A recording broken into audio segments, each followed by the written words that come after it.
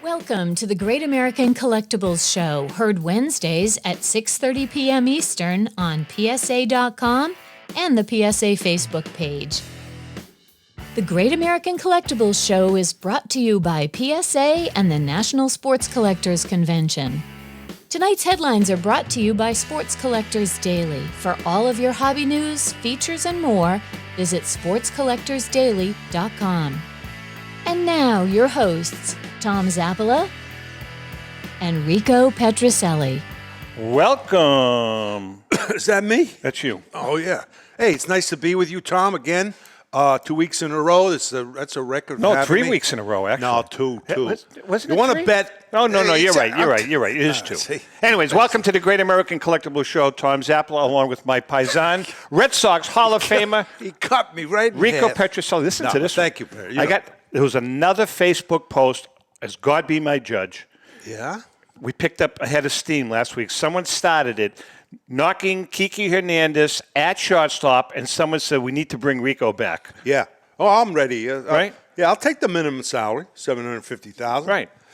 Rico is going to be, I'm telling you right now, Rico is going to be appearing with the Savannah Bananas at Fenway Park when they come here this summer. I am going to laugh my ass off. You know what? You're crazy. You think I'm going to wear one of those Oh, bananas? you and Bill Lee and Louis Tiant? I'm going to wear a banana? No, you're going to wear a yellow uniform. Well, that's it's going to be awesome. Come on, let's All right, go. listen, before we bring in our guests, we have a great show today. We got our good friend Paisan, Charlie Parrino from JRI Cards. Then we have Mr. Wonderful himself, Derek Grady from Heritage. Derek's going to be co-hosting with us. And towards the end, we've got Jeff Marren from Rockhurst Auction. He's got a really interesting, between sports and entertainment, he's got a great auction coming up. But first, our headline. Mind-boggling 1968 Topps baseball set sells for $1.4 million. A virtually perfect set of 1968 Topps baseball cards was king of the Mile High Card Company's latest major catalog sale, featuring 572 of the 598 cards graded PSA 10, and the set sold for $1.4 million. I mean, I was in that set. Where's my dough? PSA. Yours was the only PSA 4. The cards in the set. Come on. The cards in the set were offered both individually and as a complete offering. And this time, the card bid was set. I tell you what, Brian Drent basically said this was a mind-boggling sale, $1.4 million for a 68 Topps baseball set. How do you get a set like this? We're going to ask Derek.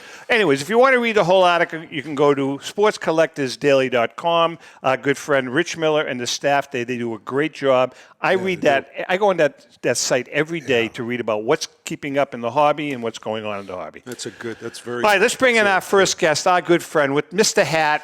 That's a nice hat. That's a fedora. That's an Italian fedora. Our good friend Charlie Parrino from I think Al JRI Cards. Capone wore one like that. How are you, Charles?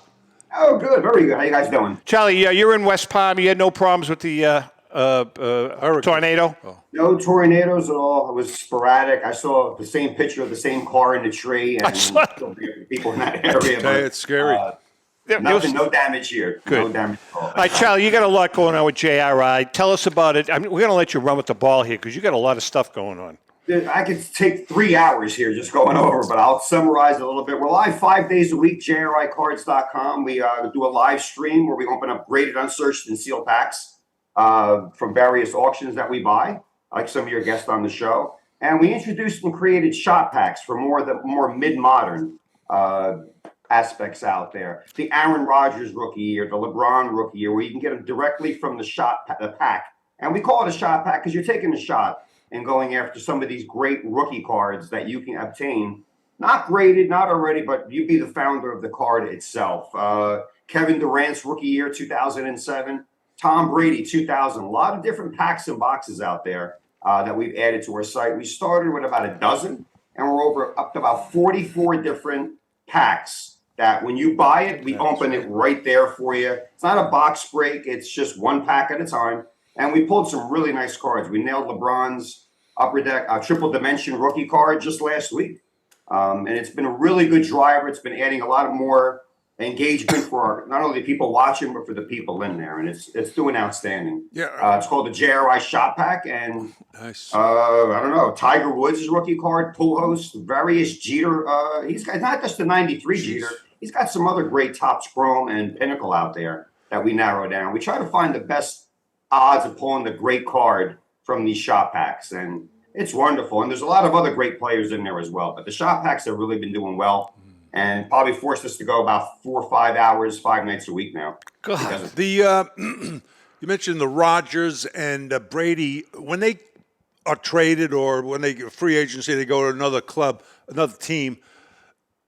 Is that card with the new uniform, is it special first year with that team? It is. Even the Brady in his first Tampa Bay uniform was a bonanza for the collectors. Yeah. Rodgers, when these guys are in the news, we see a spike. When Tiger's playing at the Masters, we sell all these Tiger packs. Rodgers, the trade talk went on for like 2 months. And there's 8 million people in New York that think he's the next name. His cards aren't rising, thank God. They should stay where they're at. Right. But if he wins a Super Bowl, now you want to get ahead of that. I know a lot of cards got ahead of themselves. They factored in 8, 10 Super Bowls for these guys and triple crowns and 8 World Series wins. But Rodgers did very well. When these guys are in the media, when LeBron broke the record, Durant goes to the Suns. I know they lost last night, but we don't go day to day. But these legends, I don't know if you want to call it it's not modern. It's probably like mid-modern. The guys that are still playing that are going to be in the Hall of Fame. Steph Curry, LeBron, Durant. Brady's already retired, but Aaron Rodgers will probably be in the Hall of Fame. Hockey, McDavid, Crosby. Yeah, you got some good guys. Hey, Charlie, you know, JRI Cards, you guys are not just, I mean, you do what you have to do, but you guys are entertainers also. I mean, your show, I mean, it really is. You do a good job. What was the whole concept behind that? I mean, was that right from the get-go? You said, you know, I want to entertain them. And I mean, with the bells, the whistles, the hats, and all of that, I mean, you have a hell of a following. Tell us about that. Well, card collecting before the pandemic was fun, but kind of on the boring side. People would collect, the same people. Those were the smart people. They're still around today. The new people came in and made the whole thing a frenzy. It all became about buying the card, flipping it, not collecting it. I got the card. How much is it worth? I want to sell it. Doing this live entertaining is like when we were little kids, where we got our allowance of 25, 50 cents and ran to the store and bought these packs. And we put them in shoe boxes. We collected them. We put them in albums. And it was our favorite players that we saw on a card. There was no internet, no ESPN. Right. So you actually, this is the closest you got to your favorite sport hero was he was on a little card for you. And that was fun and exciting. And I remember that as a kid. And when we opened most of our vintage stuff, I get the same feeling. Riding my bicycle to the store, no phones, no internet, 5 stations on TV, and I pulled my little Yankee cards out, and I was happy. Charlie, people want to laugh. People want to have some things, especially after COVID. With the lockdowns and all that stuff, and there's all kinds of stuff going on. But that's politics. But we got about a minute. I mean, it's great. There's nothing wrong with it. We pull. Even Rico, we pull Rico. We make a little extra couple of horns for it, but we talk about the cards, every player, the stats, guys that aren't in the Hall of Fame. What's horns? He said horns? Yeah, blows horns and stuff, beeps horns, all kinds of stuff. Oh, okay. I'm not giving you the horns now. Hey, what's your website address, Charlie? JRICards.com. We do a lot, 5 days a week. Me and my other host, Nick, go live. We have Dollar Girls doing specials. We have charity breaks for our homeless vets out there, Army, Navy, Air Force, Marines. Good for you. We do it all from 1950s all the way up to 2020. And we try to keep it affordable. We run a lot of specials, giveaways. We got some big giveaways coming up right now. We're doing a giveaway. We got some big ones coming up for July, right around during that National Month. Got a lot of nice packs. All right, brother. We love you. Great. And, we got to get you on the show as a guest host at some point in time. You really do. There's so much to go over. I know. That's what I'm saying. All right, Charlie. Charlie Parrino from JRI. Go ahead. 58 rookie card 2 weeks ago out of a 58 pack. Wow. Out of a 1958, pulled a Jim Brown, sent it to PSA to get graded. Perfectly centered, but a couple little scratches on there. Print defects. Awesome. All right, Charles. Take care of yourself. Charlie. Take it easy, Derek. Take it easy. Charlie Parrino from JR. He is a piece of terrific. work. I'll tell you what, you should see his setup. His operation is great. I wanted to come this year, but I just couldn't get it. Well, I didn't make it this year, but I'll tell you what. but, no. All right, let's bring in our guest host. I call him Mr. Wonderful. He is. And he is a wonderful guy. Just And, before, go ahead. You know, we were talking about sense of humor. Yeah. And this got guy, a he gets it. great sense He of humor. understands. But so- Sometimes he's miserable. Speaking of sense of humor, Derek, see the hat? The B? Now he's a Boston Red Sox fan because they won 2 in a row. 3 in a row. 3 in a row. So once they lose, man, 1 or 2, the hat comes off. They stink. They this, they that. I never said that. I'm a real. That is a lie. It's an outright, truth, bold-faced folks. lie. I'm All telling right, on the phone, on camera with us is Mr. Derek Grady from Heritage Auctions. Derek, I'm going to just ask the question. We talked off camera. How was the sandwich?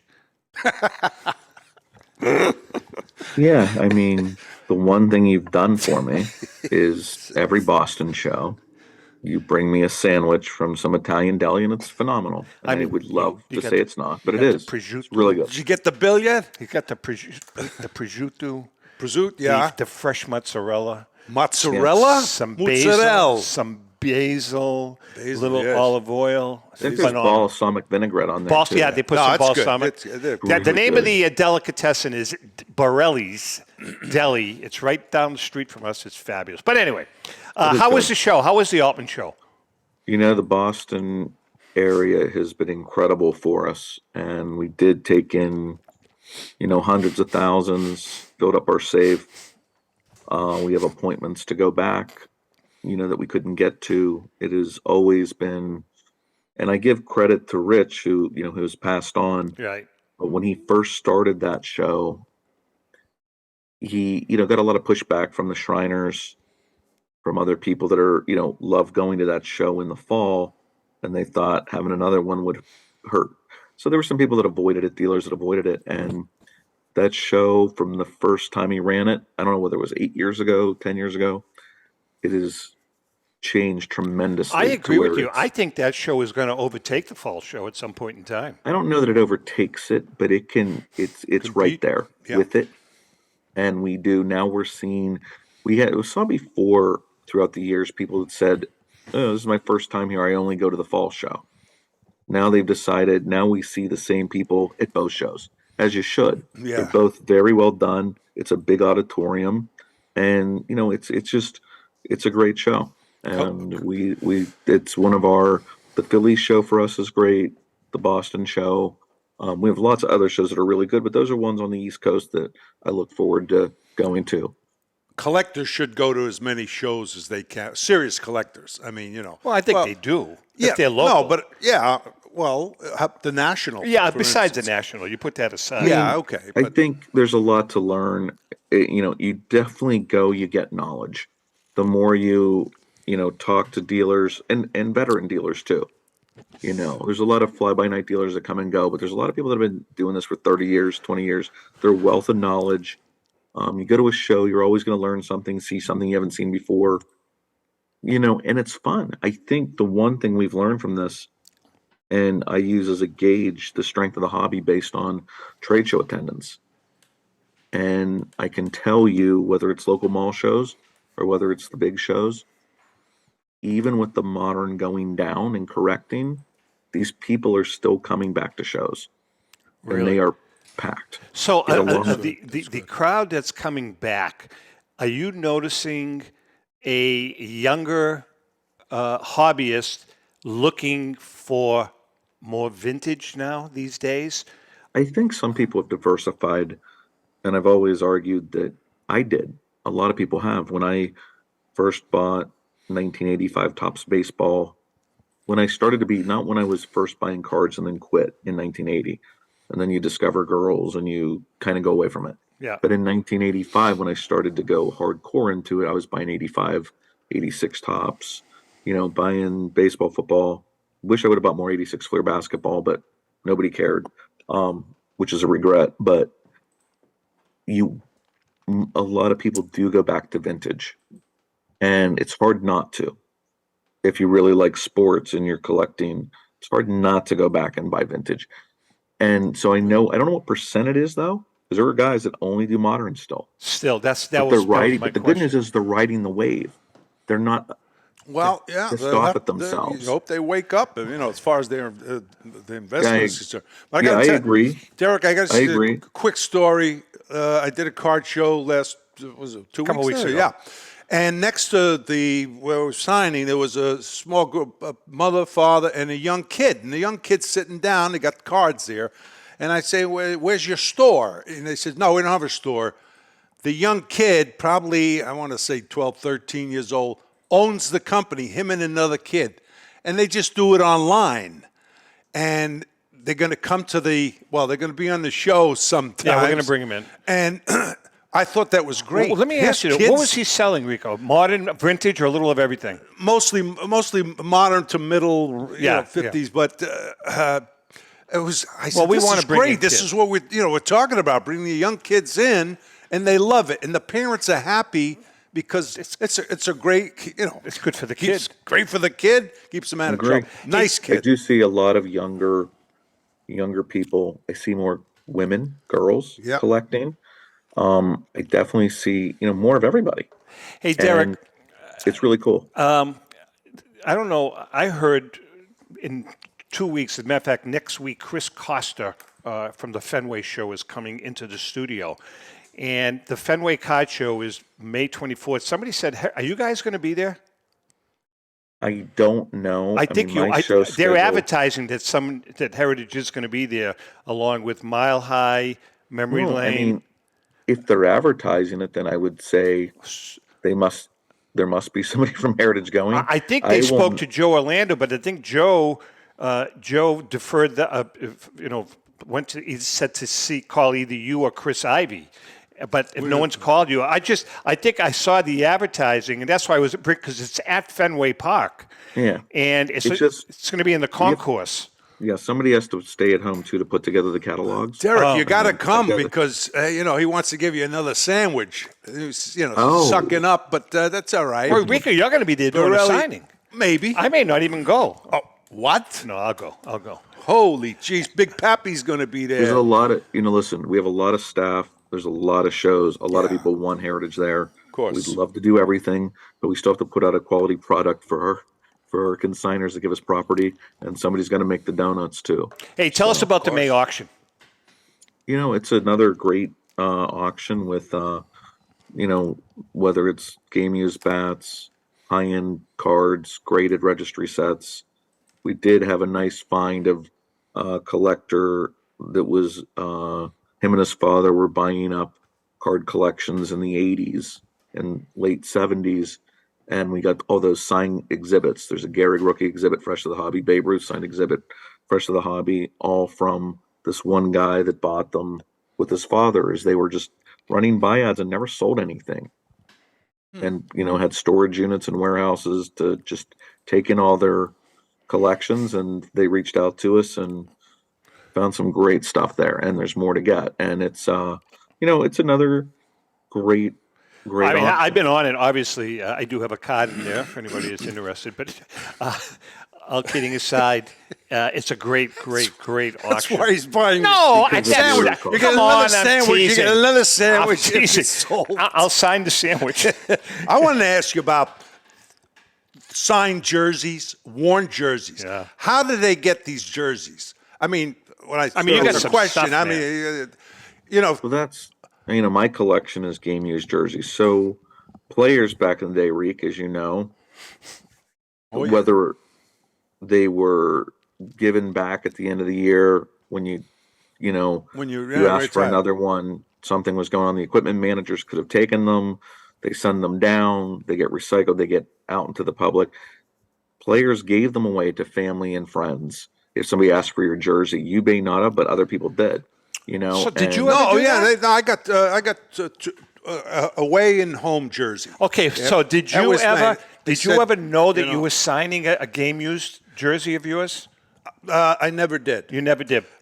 When I played, you know what I Right. mean? So, no, but the thing is, those jerseys, yeah, let's say, okay, if you released, you retire, they'll give you a jersey. One is in the Italian Hall of Fame. Okay, And, up in Chicago. Yeah, and but you've seldom heard of a jersey being sold. How did they get it?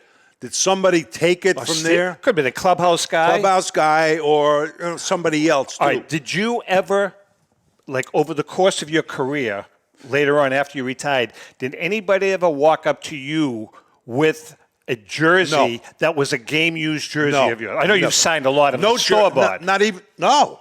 Really? Not even store-bought. Yeah, no. So you haven't signed many jerseys? No.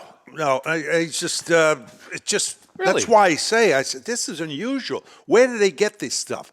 I know one guy who was worked at Fenway Park. He got a Ted Williams uniform. It was game worn. And at that time, so I talked with him. One of the Orlando guys. No, well, I don't think so. I don't know. I'm not accusing anybody. But he got it, and he said, yeah, I got it. I made a ton of them. How much did you sell it for? $45,000. Well, I mean, I know a guy, and you know. And at that time, it was pretty good money. We all know a guy whose name I won't mention that has a Mickey Mantle game-used bat signed by Mickey Mantle. Now, there's no provenance on it because he can't get the provenance, but, you know, that was swiped by a clubhouse kid when he was a little kid, and they were teenagers together, and the kid gave him the bat. Yes. Now, you know, what's he going to do? It's signed by Mickey. I'm not saying there's anything wrong, but I'm saying... Now, keep in mind, nobody cared when it was worth nothing. Exactly. Now all the stuff's worth money, and everybody's like, hey, wait a minute, that's my jersey. And by the way, Rico, I did buy one of your jerseys. Oh, sorry about that. And yeah, I know. And I did it just because we're buddies now. Yeah. Oh, no, actually because of your legacy in baseball. Is it a store-bought? No, it's a real game-worn jersey. You hear what he's saying? I might have signed it afterwards. I don't think it's signed.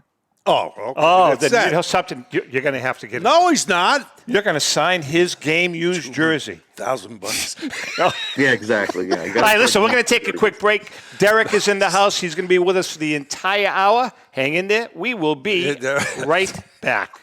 Are you a collector looking for that rare trading card or autograph ball or photo? If so, then PB Collectibles in Newport is the place for you. PB Collectibles has graded cards, raw cards, complete sets, and wax boxes of the stars of the future, today, and from the past. We also offer a large selection of both vintage and modern cards. So whether you're looking to add to your collection or sell it, visit us at PB Collectibles, 269 Spring Street in Newport, located across from St. Mary's Church. We are your neighborhood card shop and much more. Since 1996, Brian Drent and the staff at Denver's Mile High Card Company have led the charge in the collectibles hobby. Mile High is a full-service dealer specializing in buying and selling cards and offers a competitive consignment program for all collectors. Whether it be their computerized want list service, appraisals, or auction services, Mile High has it all. If you've been searching for a company with a selection of high-grade vintage 1888 to 1970 baseball cards and memorabilia that shares your passion, aim high, mile high. Go to milehighcardco.com or call 303-840-2784 for more information. For more than 30 years, Robert Edward Auctions has been the industry leader when it comes to helping you realize the most money for your baseball cards and sports memorabilia. In addition to their unparalleled reputation for honesty and integrity, they reach the largest number of bidders in the business and offer lower sellers' fees, as well as generous cash advances up front on your valuable material. Contact them today at 908-226-9900. That's 908-226-9900 or at robertedwardauction.com. This is Brian Drent, president of Mile High Card Company. Is your sports card and memorabilia collection properly insured? For easily replaced personal property, homeowners insurance is all most people need. But for prized possessions that you may have spent a lifetime collecting, it doesn't go nearly far enough. Collectables Insurance Services has been insuring for over 50 years. They offer a full range of protection and a $0 deductible at an affordable rate with no appraisals required. I know because they insure my collection. If you have a minute, go to collectinsure.com and learn more about insuring your personal card or memorabilia collection. Hi, this is Dan from Memory Lane Auctions, here to remind you that the renowned Memory Lane Collectibles Company has served as a beacon of light to the collecting community for the past several decades. Indeed, folks, it has been our utmost privilege and pleasure to provide the most enthusiastic collectors with an abundance of the finest sports cards and memorabilia for America's most coveted sports personalities via our world-class auctions. Whether you choose either a private sale transaction or the auction route, Memory Lane cordially invites you to reach out to us to maximize the value of your prized possessions. Also, it is not just sales that we pride ourselves on being the best of the rest, because if you are seeking a particular keepsake for your esteemed gathering, we will be relentless in our quest to find that special piece to fulfill your collecting dreams. So no time to wait. Reach out to us today for the purposes of capitalizing on our unparalleled marketing capabilities. Simply pick up the phone and dial 877-606-5263. That's 877-606-LANE, or find us on the World Wide Web at www.memorylaneinc.com. Now is the time for your valued consignment to ultimately become another one of Memory Lane's record-setting prices. How would you like to own the bat that was used by your favorite player when he hit that towering home run or game-winning base hit? Now look no further than JT Sports, specializing in the sale and authentication of professional game-used bats. As the official authenticators of professional model game-used bats for PSA DNA, JT Sports will guarantee the authenticity of any bat purchased from them. JT Sports also buys and sells game-worn uniforms, gloves, and baseball equipment. The unique quality of the collectible is what JT Sports is all about. Give them a call at 609-487-8003 or check them out at GameUseBats.com. Even though he's from New York, we still love him! On Deck with Rico Petrocelli. Okay, it is time for our segment On Deck with Rico, brought to us by our good friend Brian Dwyer and the great staff at REA Auctions. Don't forget to get your bid in by going to RobertEdwardAuctions.com. That's Robert Edward Auctions for extraordinary results and extraordinary service. Our question this week was submitted by Tony Palmazzano. Nice Italian name. Really? And he gets a T-shirt, Okay. a Cax T-shirt. But this is kind of an interesting question. Yeah, Rico, how did you work out in the off season? Today it's a they year-round have job. everything. Yeah. How did you work out? Well, the first thing, I drank a lot. No, I'm just kidding. Here's the thing: when I played, they wouldn't allow us to use weights. That's one thing. And so what we had to do is to work out with chin ups and all that type of stuff. Did you do it every day? Almost every day, yeah. At home or at the ballpark? No, at home. The ballpark, they didn't have a batting cage at that time. Again, it's a while ago. And it was pretty much closed in the winter. So sometimes I would go to a gym, I had near me. But a lot of times it was just at home working out. We had where you put two chairs and space in the middle, and you do these I don't know what it's called. And Derek, that jump helped. in here, by the way. Yeah, right. He worked out. On exercising? Yeah. I can see you must be lifting, huh? I lift food to my mouth. I mean, I gotta do better. No, I have no words. Now the guys have trainers, which is I would have too, believe me, if this was and they have set workouts. Was there anybody that Freddie Lynn really got it started? Yeah, right? that's with right. the Nautilus machines, and Freddie hit 49 home runs, 39 home runs afterwards, and they made a big deal out of it. But interesting. They're doing it right. They can afford it. I would have done steroids. I guarantee it. I mean, that is horrible. Dude, hey, you know what? So I'm in this is horrible, but I'm going to say it anyway, because that's what you guys pay me to do. Oh, well, you don't pay me, but. So one of my greatest things in college was I had to write this research paper on the Bosnian economics or something that just, I don't need to do any, I'll never know it the rest of my life. And I'm sitting there in the barber's chair. I pick up a GQ magazine. I go to the back. There's a little ad for research assistants. You We'll paid write your paper for you for $75. There you go. Oh, man. I did that in college a couple of times. Overnight, boom, A. change a few words, A, graduate, degree. There you go. Which I don't need anyway. Hey, Derek, I'm going to run this. This is a question. And that's why I would have done steroids. There you go. I'm going to ask you both this question. Derek, you have a Stan Musial Game 1 signed jersey in the auction. Question about Stan Musial to both of you. I'm going to ask you this first. And Joe Tomasul and I got into this a couple of weeks ago on the air on another show. Stan Musial, in my opinion, was a great ball player, one of the greatest players of all time. But he never got the love or the publicity that, like, Mickey Mantle got. No, he didn't. Listen to me. Why? I wonder why.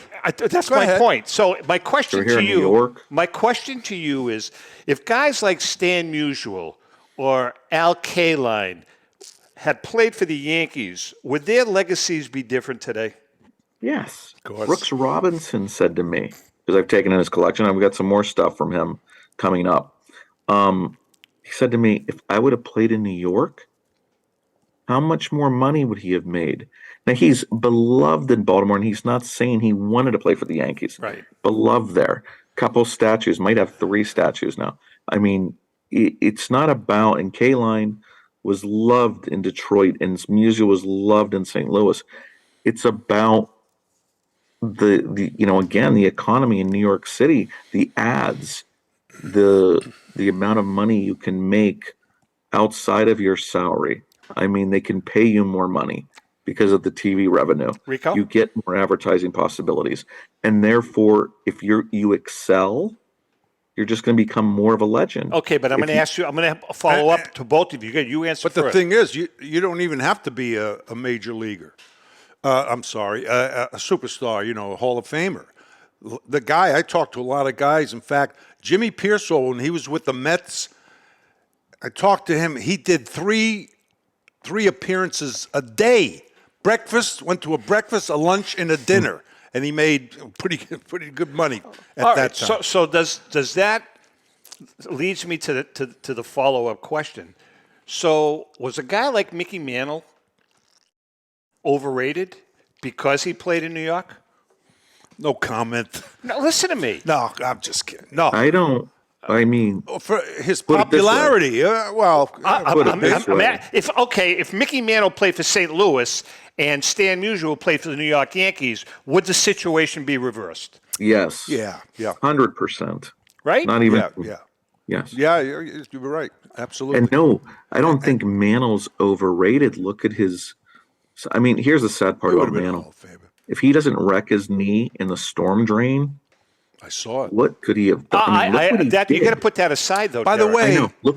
Look what he did. Look at his championships. Yeah. Look at everything. He could run. He was incredible. You he wouldn't was still believe incredible. he could run. No, listen. I mean, the guy was. No, a I superstar. understand, but I'm you're right. Making a point. No, you're right. I'm not knocking He wouldn't him. have been as popular, but he would have been a Yes. Hall of Famer. Yeah. And Musial would have been. By the way, Still first ballot Hall of Famer. Stan Musial, his nickname is, Stan the Man. Stan the Man. Stan the Man.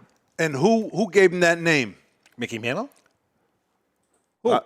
The Dodger fans and the press. I don't know. Oh, did they really? They loved him in New York. They called him because he was a Yeah, classy I mean, guy. Stan the Man, they call him. What player could you not put in the pinstripes that wouldn't have made more money because of ads or salary or popularity if Clemente would have played All right, there? so If I'm going to Brooks throw another Robinson- question out to lot of you, it. Mr. Card Expert, and you are the card expert.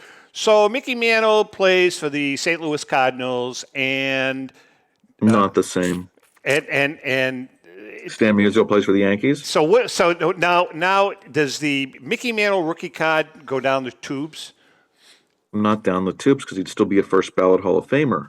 But I'm telling you, Stan Musial would have still won as many championships. Stan Musial was really, really good. Oh, he was a great player. Look at his numbers. He's one of the greatest hitters of all time. Great player. You can't about put somebody like that. Yeah, you put that talent in the lineup. Would he hit less home runs than Mantle?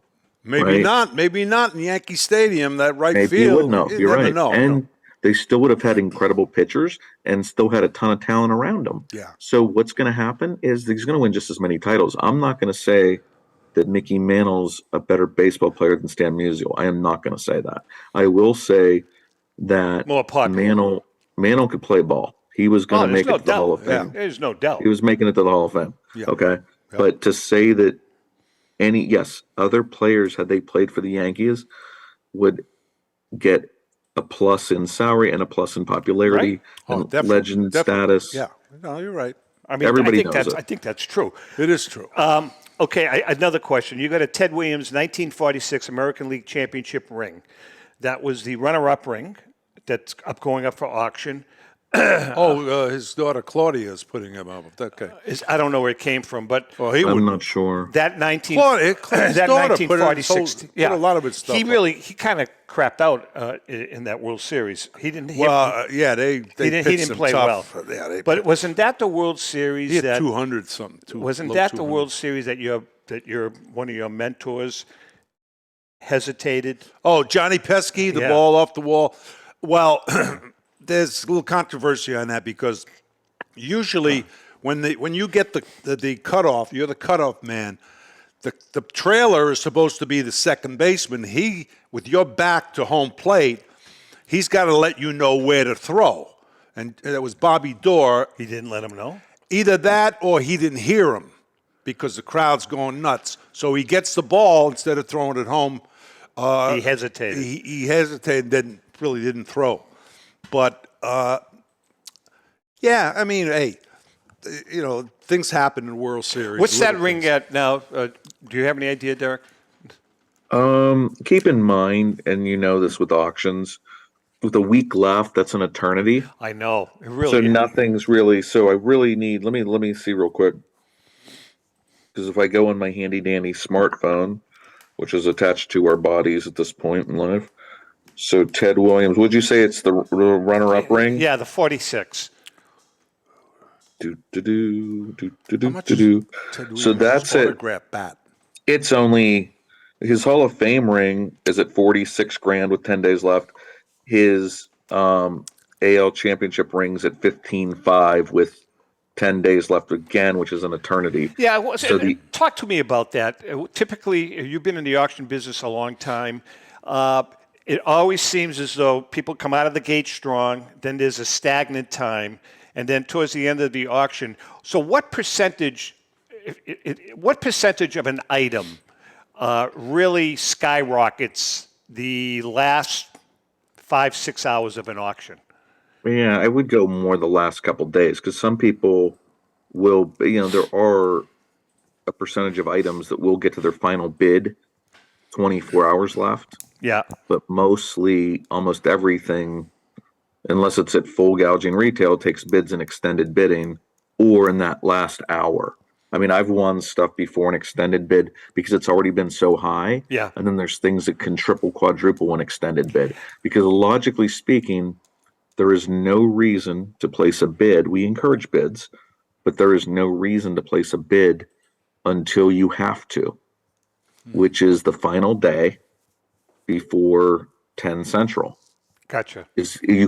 So everybody else could have bid on it all day, every day for 25 days, but there's people that come in that don't even look at an auction till that last day. That's at good 10 to know. o'clock, place their first bid. It's good to know, Tom, with your So that's the difference between extended bid and live auctions.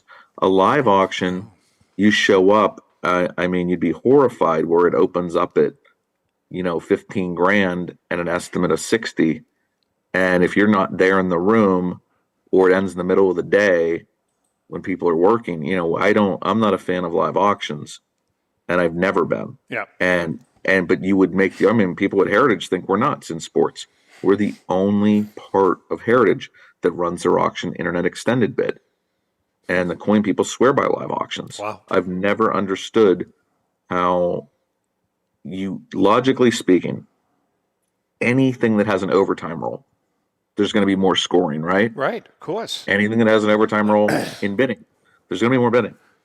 I can't understand why I would only believe Sotheby's or Christie's would get more for art if there was extended bid, because you have to sit there and look at your screen or your phone for 30 minutes agonizing. That's a damn good point. Yeah. Well, I try to make good points once in a while. Well, once in a while you do. No, it's good for You have a collectors, question? especially. And that's why we do it. Yeah. Because that's how I'd want my item sold. We sell everybody's item. That's why I don't have a problem with a consignor, and I get very few complaints. Even if they're not always pleased, say 80% of the time they're pleased, but I mean, say 20% they aren't, or 10% they aren't. I sell everybody's item as if it were my own, whether it's $1 million item or whether it's $500. Listen, you guys are a doubt. sponsor of the show, and we appreciate it very much. And I'm not just saying this because you know that I'm kind of liquidating my collection so I can purchase some other things.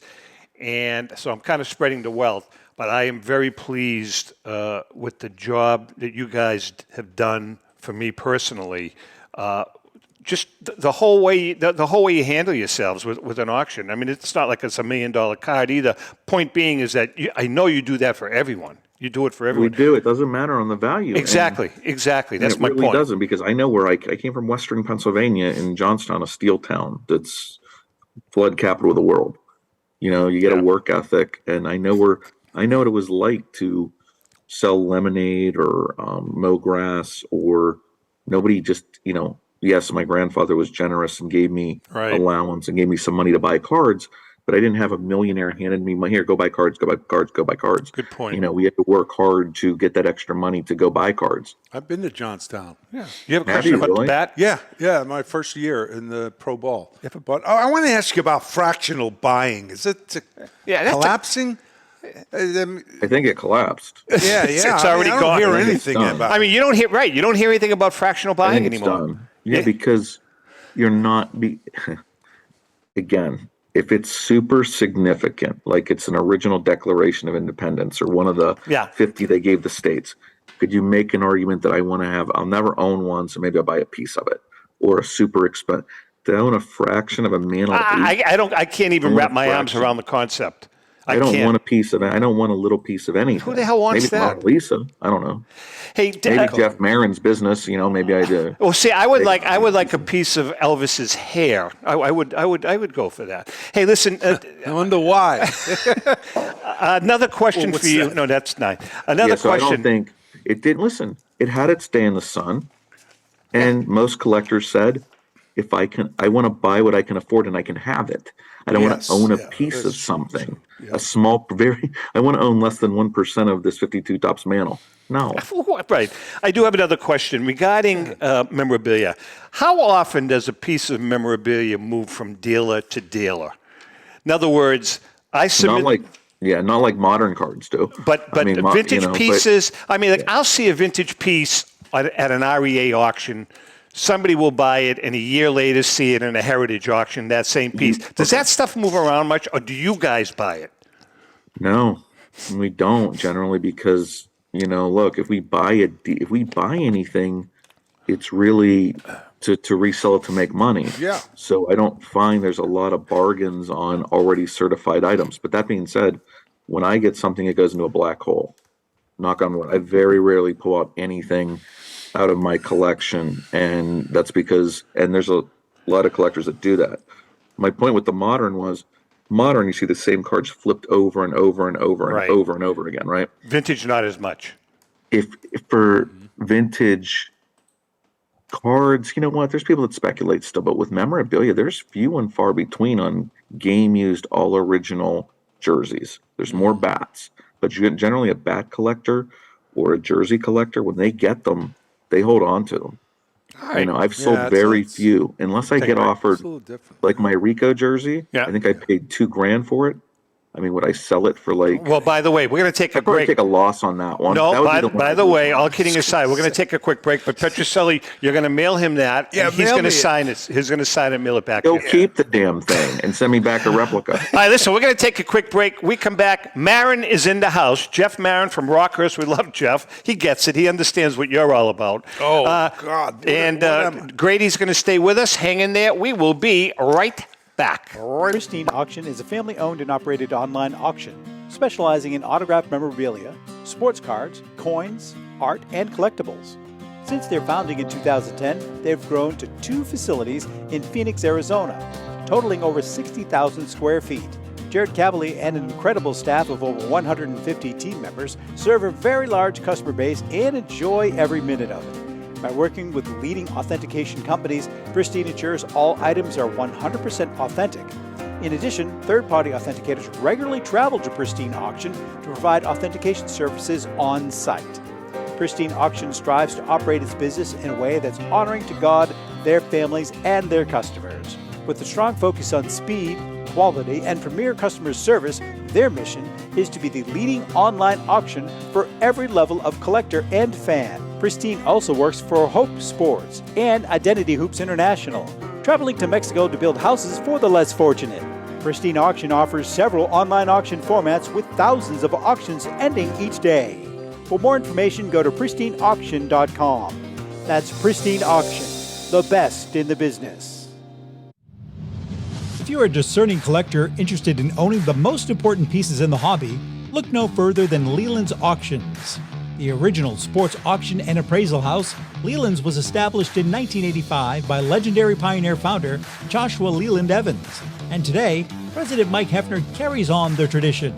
From the Tom Brady card and memorabilia collection to the famed Boston Garden Auction to high-end card auctions from every major sport, Leland's has always maintained the highest standards. Go to Lelands.com and get your bid in.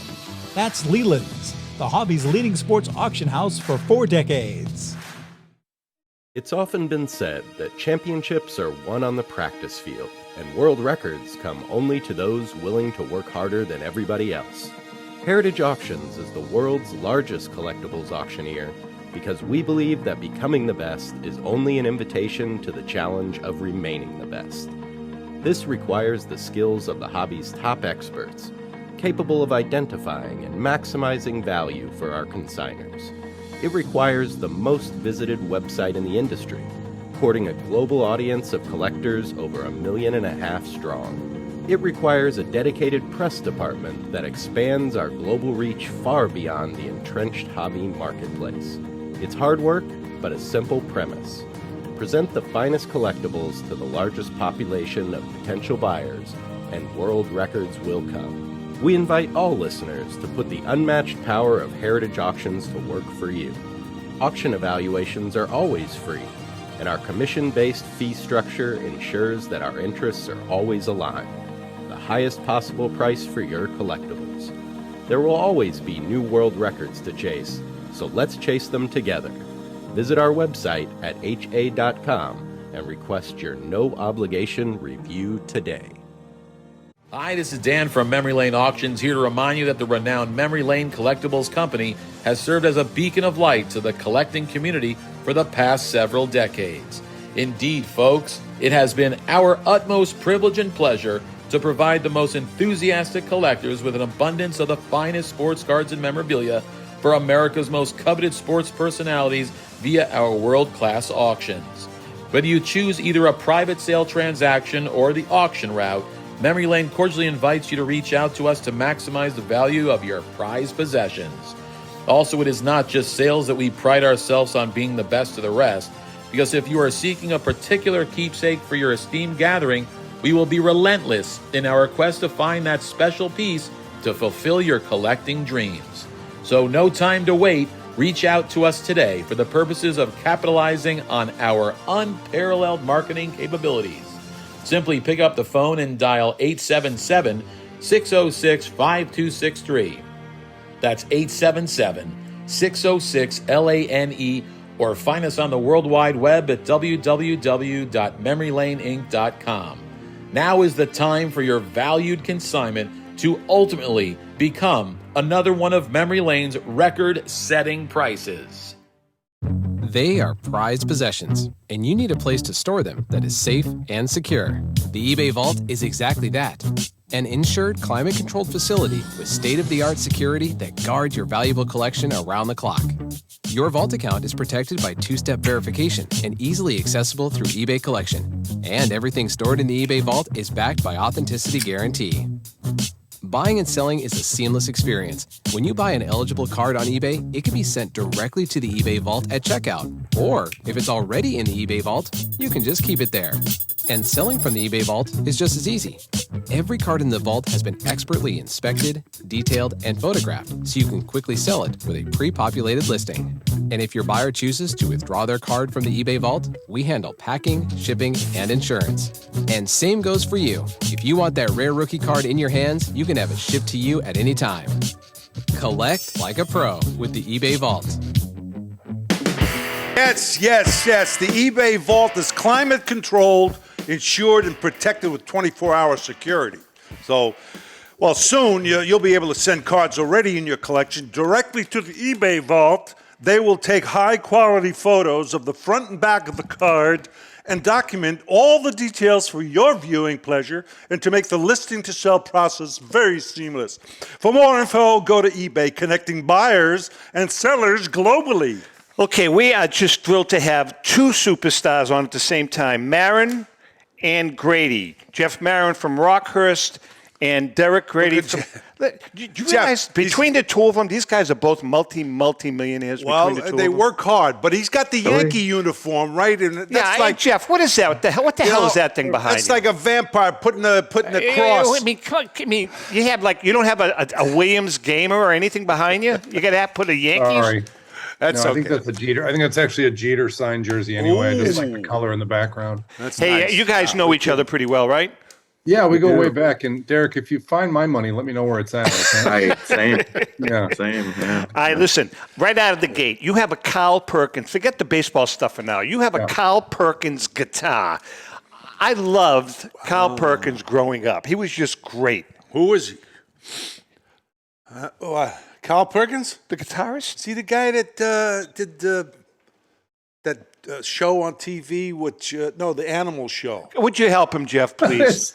That is so funny. That's exactly what my wife said when I told her about the collection. Yeah, remember that guy? She's like, I said, I got a Carl Perkins guitar and one of his Grammys. She's like, the guy from Wild Kingdom? Wild Kingdom, yeah. Wild Kingdom. I'm like, no, that's Marlon Perkins. No. He might have gotten an Emmy, but I don't think he ever got a Grammy.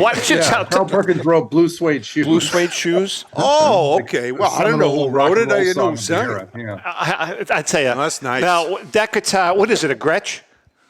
That guitar is actually a Rickenbacker Gretsch, one of those Fender. It's a Gibson, and they had given it to him the day he got his star on the Hollywood Walk. Now, the Hollywood Rock Walk. So, what is that bad boy? What's going to be the final prediction on that one?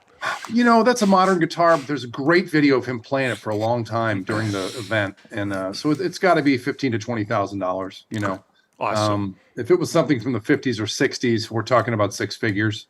But it's a really nice modern guitar. There's not a lot of his stuff out there. He kept everything forever. So it's pretty nice that we got that one, and there's great video of him playing it, which is spectacular. Hey, Derek, by the way, jump in anytime you want, brother. Oh, I can speak on Carl Perkins. His wife coming up with the Wild Kingdom, I was impressed with that. I can't even come close to any wild guess. But I have heard of him, and I knew he was a musician. I just couldn't have said what song he's famous for. Yeah. But. So he's part of that seminal Sun Records crew of Johnny Cash, Elvis Presley. Okay. He actually writes Blue Suede Shoes, but then Elvis has the bigger hit with it out of the box. I've seen Carl Perkins videos. I mean, some great stuff. You know, appearing on stage with the Rolling Stones and McCartney. I mean, just doing some Bob Dylan, doing some great stuff. Rick? Jeff, is there a niche market for that? In other words, there's people who love music as opposed to the cards, or will they do both? There is quite a bit of crossover. There are certainly stalwarts that just do rock and roll or just do Elvis or just do the Beatles. But I find, and Derek and we'll remember from the time we worked together 20 plus years ago, that we always presented everything together in some cases. Well, in some cases, we presented auctions at the same time because there's always a lot of crossover. Guys who collect. Yeah. And, things like that, things like a Grammy or something from the Beatles or even an Elvis piece, sometimes that has such broad appeal. Almost any collector can think to himself, oh, hey, why not? I'll buy that signed photo, or I'll buy that, that artifact. Jeff, I think, correct me if I'm wrong, but I think you have some really cool Beatles stuff in this auction, right? Yeah. What are some of the items you have? Because there was one that jumped out, and I can't off the top of my head. Is it a gold record? Yeah, we have one of the gold records from Sgt. Pepper's, right? Yeah. Are So you those kidding gold me? records, Wow. So the ones that I offer in my auction actually come from an RIAA vendor that worked during the period. He worked during the 60s and 70s and 80s and 90s. And he learned early on in his career that invariably one of the record executives will call a week after the first order and order another 2 or 3 old records. So he started making duplicates. And at the end of his career, he ended up with a huge stash of these extras that he made in the period. So if I'm getting a Beatles Sgt. Pepper's, it was made in the mid 70s, because they're certified in any different, all different times whenever, Capitol wants to redo their offices or someone requests one. So this would have been produced in the same batch that was sent to the record company. So it's, it's from the period. It's just great, because the ones from artists like those, you'll never see one of theirs in the marketplace. It's very rare that any artist puts one in the marketplace, but occasionally, someone falls on hard times or passes away and the estate gets sold. But most of the gold records you see, 99% of them in the marketplace, are of this ilk, if they're even legitimate. And you have other, you got baseball, signed baseballs. Yeah, I mean, you had a lot of stuff like that. I mean, I tell you what, you've got a slew of really affordable cards. Like, we talk about that with our hobbyists. You have some real budget cards, I call them, but they're really good cards. Tell us about some of those. Yeah, so there's a couple hundred graded cards. There's sets and groups, 50, 60, 70 sets and groups, and a lot of the single cards are, a lot of them fall into that mid-grade range, that 4, 5, 6s, 7s. There's some nicer card sets too. There's an 86 Fleer set with a Jordan that's an 8, a BGS 8, and then there's also a Beckett 8.5 86 Fleer Jordan in the auction as well. And then there's some 70s basketball sets as well with some graded cards in there. So it's a pretty good, there's a couple hundred lots of cards of baseball, some football, mostly baseball and basketball. And then, of course, you have the Elvis stuff. Well, not only that, we'll take that Jeter, the uniform there. No, we won't. Wait a minute, give him $500. Would you do it? I'll get back to you. Try. Let's talk about some of the Elvis. Go ahead, Derek. What? Yeah. So when I'm in a lot of different houses, I can tell you there are incredible rock posters. There are presidential documents. There's some rock and roll memorabilia. There is, definitely historic. There is really a crossover, as Jeff said. And I can tell you, I am able to win not much of it. And I would, because some of those Billy Graham rock posters are incredible. I know those are really, really cool. And they go for a lot of money. Yeah, that's dead on. And some of this stuff is, it goes together. It's Americana. It's pop culture. Yeah. Baseball cards are the same. It's a rite of passage. And I would definitely. I do have about 20 of the presidents, whether it's documents, checks, photographs, and then I kind of slowed down. And then I've been waiting to jump in. I have a couple Led Zeppelin signed things, of course, minus Bonham, so it's really not. But I try in some of these sports auctions, but it does go for a lot. I never got into comics. We do have our own comic department. I don't know if Jeff does comics. Jeff, what do you collect? Is there anything in particular that you collect personally? Yeah, there is actually. I collect some movie posters. I was really down the rabbit hole late 90s into the early 2000s with a movie poster collection, but it got a little out of hand. it got into the hundreds of posters, and I don't exactly live in the Taj Mahal, so there was a point where I sort of de-accessioned most of it. But now, with the office, I do get a chance to keep some pieces here, so I still buy the odd piece. I'll lean into a Star Wars poster or something like that. I was collecting going back all the way to the 20s and 30s. I was looking for any movies that had alcohol or drug abuse in them. So it was really hey, is Woodstock memorabilia? I'm talking about game used Woodstock memorabilia. Is there great value to that stuff? Like, I don't know, the pants that Janis Joplin had when she was on stage, or whatever. Is there anything that was on stage with an artist of that ilk, of that caliber is always sought after by collectors for sure. Any of that stuff. It's the provenance and the authenticity is the big trick. That's the tough part of that. And from Woodstock, there's also posters. There's tickets. They didn't really use the tickets. There's a cache of them that were found years ago. So those are you can get your hands on really nice looking Woodstock tickets. They're very valuable. Still. Really, Rick? Yeah. I have a Buddy Rich, the great drummer, signed album. On the album. So no money in that. Okay. I just asked. Now, if it was Gene Krupa, that'd be different. Oh yeah, that's worth tens of dollars for sure. Yeah, tens of dollars. Hey, I'll tell you what. I'll tell you both. And I think Derek, you know this. You know who's got one hell of a guitar collection? You have a guitar collection. We got a guess, or you're going to tell us? Mr. Mike Hefner from Leland's. No, he has. He is the world's best wrestling collection. Let me tell you something. Some incredible guitars. I just said that his guitar collection. A few of them. He's got about 30. He's got 30 of them. He's got 30 electric guitars that are gamers. Well, how can we find out? How can we? I was in his first house. Of all, would be concert music. Do you like Jeff? Do you like the way he keeps calling these things game music? Yeah, game used. So Tom Petty was. It was a game used Tom Petty. What's no? It's an on stage used Petty guitar. Same thing. No, it's not. But no, he does have. He has some incredible guitars. I didn't know he had 30 of them. I thought I knew him better than you. Unbelievable. You're not closer to him than I am. I know that, but we were in that. I was in that room when we were doing the photo shoot, and I was like, my jaw dropped. Can we find out? He's got an Elton John stage worn jacket. He's got a Hendrix guitar. He's got a Hendrix Fender. Does he really? A gamer. Yes. A gamer. Oh my God, Jeff. He's not. You can't help him. He's got pine tar on there too. Listen. Exactly. Listen. We're just about out of time because my producer is looking at me like.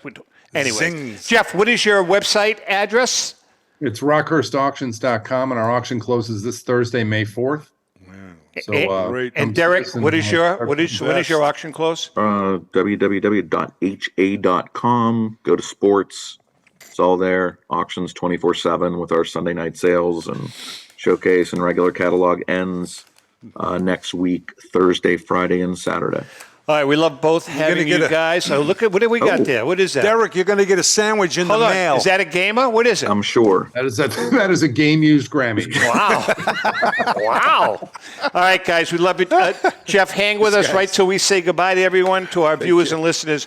Thank you so much for the support. That was great, guys. I'm overwhelmed. We're overwhelmed by the support we get.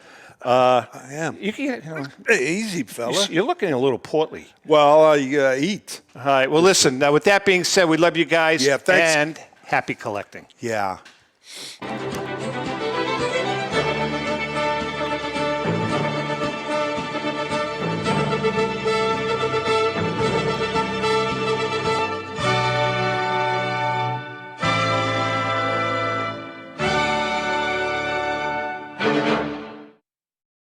The views and opinions expressed by the hosts, guests, or callers of this program do not necessarily reflect the opinions of the Studio 21 Podcast Cafe, the United Podcast Network, its partners, or affiliates.